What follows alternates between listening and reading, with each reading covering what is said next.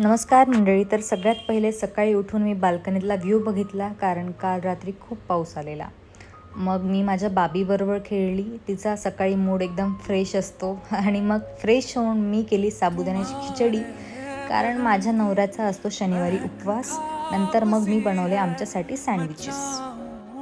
त्यानंतर घराजवळच्या मंदिरात गणपतींचं दर्शन घेतलं आणि नंतर मी निघाली ऑफिसला गेलं की सगळ्यात पहिले मी लॉग इन करते आणि खाली येऊन परत चहा घ्यायला जाते माझ्या कलिग्सबरोबर.